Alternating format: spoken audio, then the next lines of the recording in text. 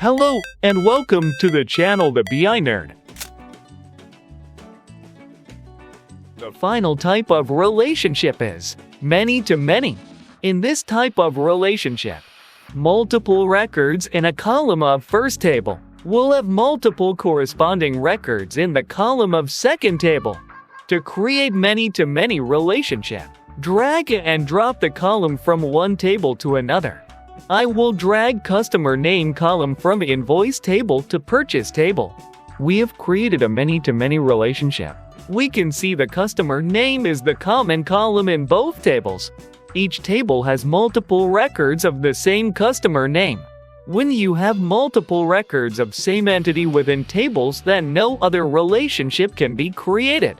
Only many-to-many relation can be created.